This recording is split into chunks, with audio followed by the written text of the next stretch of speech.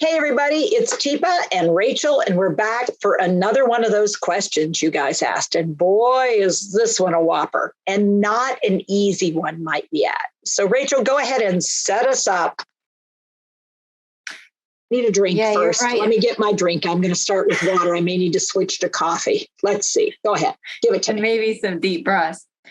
So this one has to do with how do you advocate for somebody who is living in a residential care facility? Because we know that they're often understaffed, and now they're like overstaffed. Understaffed is almost an overstatement, like it's way, way understaffed. So what's reasonable to expect, and how do we advocate in a way that makes sense? Okay. So, it's complicated, and this is not going to be an easy answer. So my very first one is, when you came in, what did they say was going to be what you could expect? So I think it's important from the very beginning, before I bring somebody into a system, to ask, okay, so I'm curious, tell me what it is I can expect about number of hours of care, frequency of care, who's going to be providing care, when the care is delivered versus when the person identifies or that we notice that the care might be needed. So, for instance, if someone is not able to manage their continence, and we need to manage incontinence, how long after somebody is wet or has had become incontinent could we expect for that to be dealt with on day shift, on evening shift, and at night? And so I would get weekend. I would get fairly specific coming in. If I'm knowledgeable enough, I would want to use what I know to ask some questions coming in, so that they tell me what I can expect. And I would make notes of it, and I'd double check it. So what I hear you saying is, your pattern and your practice is I should be able to expect that someone who is incontinent would be, that incontinence would be addressed on a regular basis, that there is either the person is assisted or checked, but for sure, no longer than 15 minutes or a half hour or whatever it is would go by before something was attempted. Now, what word did I use there? Attempted. What am I saying from the outset, Rachel? Because I'm pretty skilled, I'm pretty knowledgeable. What do I want to not set my expectations up as? I think there's a huge difference between attempt to do something and that you would never walk in and see them wet, for instance. Right. So that would not be a reasonable expectation. But the fact that they had tried would be. So my language, I want to make sure that in my language from the very beginning, I'm not setting them up to be task focused versus person focused, because I want them to be changed within a half hour. Then we're focusing just on the task. And that's not something I use in advocacy, because that's not advocacy that I would be able to support, because I need to know the why. If they did attempt and we're still having trouble, then we have a different issue of, okay, so you attempted and was it successful or not? So this becomes then a curiosity, like what happened that didn't happen. And, every 2 hours we check. And it's like, so tell me what that means. Because, the smarter I am coming into this, every 2 hours we check. Does that mean I ask the person, do you need to go to the bathroom, or are you wet? Because if they say, well, every 2 hours we check, and I say, well, how do you check? And they say, well, we ask if they need to go to the bathroom or if they need to be assisted with incontinence. What is that telling me already, Rachel, coming in? Because you're pretty smart too. I was going to say, not with someone living with dementia, not when they're in So my brain should go, okay, so for some reason they're thinking that verbal communication is going to work. So that says to me, wow, okay, my advocacy may need to shift gears, and I may need to set a priority. And the priority is I need to figure out what they actually know about dementia for the person that I'm trying to advocate for. So if I have somebody who's continent, able to do things, and what I'm asking for is different for them to have a life that has value and purpose, but I got to set a priority. And the better I can do my homework before somebody comes into the system, whatever that location is, the more I have a handle on what am I looking at realistically. And if somebody's selling you, oh yeah, no, people do not stay wet in our building. Well, then it's like, okay, wow, that's a lot of emphasis, because tell me, when you say stay wet, tell me more. But I believe advocacy starts with curiosity. And I want to find out whether people, like they're really blowing smoke and they really know that that's not what happens, or they really do think, because sometimes the people who, provide you with, this will be a great place for your dad, aren't the people who are doing care on a regular basis. And so they're in one space and they may or may not be really super knowledgeable about dementia and progression and symptoms. So my mom needs X. So I'm really curious how that's handled. So set a couple of priorities and then find out from the front person, the person who's trying to get you to come in or has you invited in, what it is you can expect. And then that would be something that I'd want to actually have available. And am I her healthcare power of attorney? Yeah. So I would look forward to, here's my expectation of what I would look forward to getting from you. What's your expectation of how often you do that? So being clear about timing of things, and who's involved in giving me that and how I might get that and who's my contact person. So, I know you can't know everything ahead of time, but the more you know ahead of time about who's doing what, it makes it a little easier to advocate, because I'm really curious about this, because when I came in, I pulled my little notebook. One of the things that I talked to Susan about was how important it was that mom be allowed to sleep until 10. And what I'm finding is that I'm getting phone calls about how upset she is going down to the dining room. And those phone calls are coming in at 8:00. So I'm curious about why I'm getting phone calls at 8:00 for her going to the dining room, and she's complaining and she's insisting on calling me. Because when she moved in and Susan and I talked, it was one of the things that we talked about, how important it was that she liked to sleep in late and she would rather skip breakfast than have to get up early. So talk to me about what's happened. Now, does that sound reasonable, Rachel? Yeah. So do I sound like a demanding fishwife who's mean and wicked and am I threatening people? No, but I still kind of hate to be the person on the other end. But what you're doing is you're really kind of saying, this is what you said, and this isn't happening. Yeah. So what's going on here? Yeah, I'm curious because, I've got to be honest, I was surprised to get that 8:30 call. And it wasn't one day of an 8:30 call. I have actually been called multiple times. And she's quite distressed. And I'm distressed now because that was something I thought we had worked out. Well, her blood sugar is low. Okay, so you're worried about her blood sugar. Okay, well, let's help me problem solve that then, because what's happening in the afternoon and evening? Because what time do you think she's getting to bed? And so now this means I have to get smarter about lots of things that it's not my area of expertise. If I'm a family member, I've got to find somebody to be an advocate. Because what I am going to say is there are times when maybe I'm not the best advocate because I'm too emotional. And so what I want to do is bring on, I brought my cousin, I brought somebody who I know well as a friend and also is a nurse, or I may decide to go get an expert or a partner, because when I do it, I notice that I can't keep myself. I have a hard time being under control. And one of the things that's really important in the world of advocacy is you've got to be able to be in control, but you also want to be realistic, but you do have a right to information. But then seeking it out can feel adversarial. And it's like, I don't want to be an adversary. I want to be an advocate. And that means I'm really curious about these things. And if you're not able to answer, who would know that then?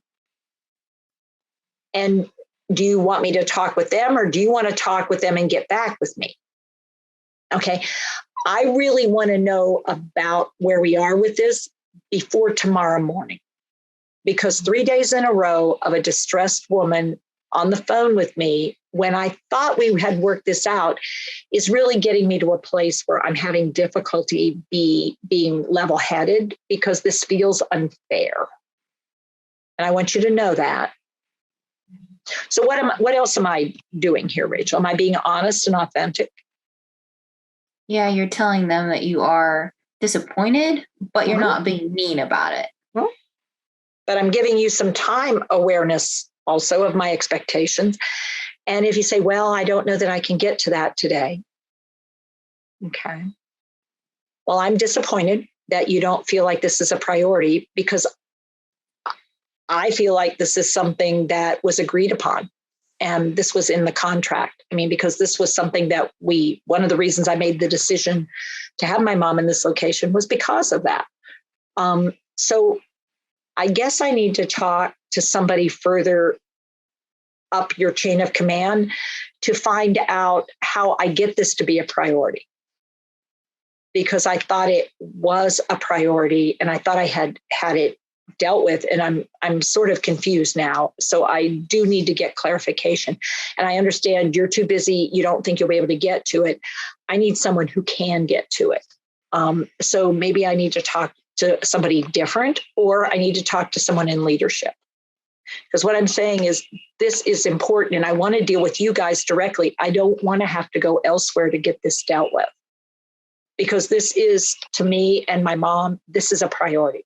This level of distress every day is not okay for her dementia, for me, for my lifestyle. It's one of the key reasons that I selected this location. And so we've got to figure this out in short order. This is as bad as if, for me, you were not doing some basic care stuff, even though for other people in the building, I may understand that it's really not, compared to other people, it may not be a big deal. For my mom, this is a big deal. And I will stand for her. So what are you thinking now, Rachel? You make it seem really flowing, but it seems like you're giving these choices of kind of a you either make it a priority and you deal with it, or I will talk to somebody else. Not dealing with it is not really an option. But there's also an aspect of being very firm of, no, don't mess with me and don't be giving me these other excuses, because I'm seeing through this and this is important and this will be dealt with one way or another. I'm trying to go with you first, but if that doesn't work, I will be moving up. Yeah. I mean, because I'm actually sort of feeling a little bad. I let it go 3 days, but I was hoping it was just like blips on a radar screen, but now it's becoming a pattern. And I don't want to let this pattern go.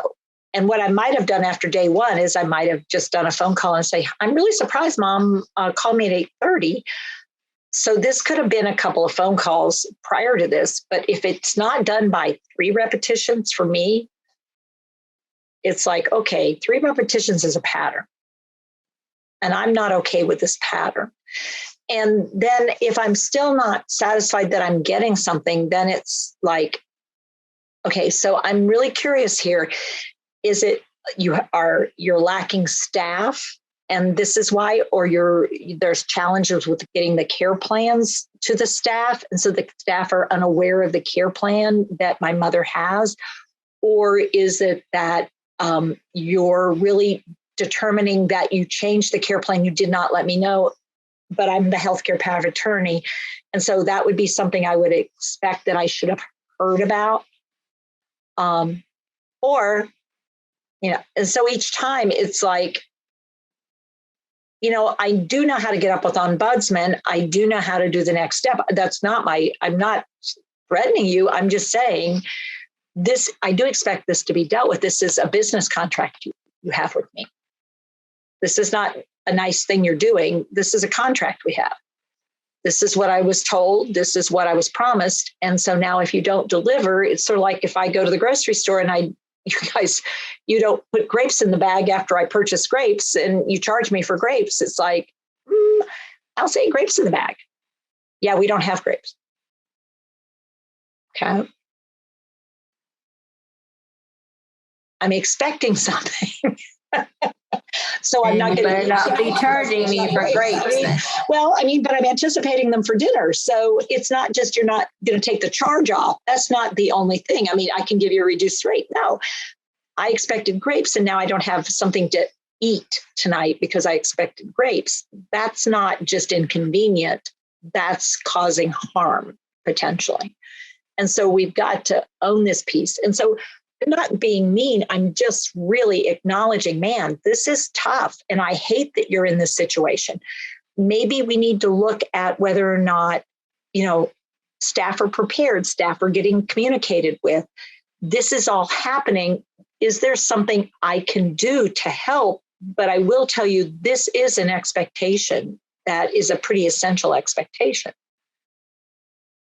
So again, I want to be real thoughtful and careful. I want to make sure I'm not just like pot-shotting all over the place. I got to pick a few things that I think are indicative of critical value things about the person and where they are and what's happening for them. I can't be, and the term, I hesitate to use it, but I'll use it, nitpicking, like picking, because that's annoying. It's sort of like really pinching people here, there, and everywhere. I want to select a few key areas and stay focused on those. And, my recommendation is stick with 3, because you start doing more than that, you're just scattershotting all over the place. After you get those 3 stabilized, then go to other priorities. But, addressing, like, you might just even start with 1, but sometimes it's complicated. So, Rachel, what you thinking? Advocating for someone living with dementia in a facility is really hard, and it's a hard place to be. And it's hard to be level-headed and be fair, but also stand firm for your person. And that's a really hard place to be. Yeah.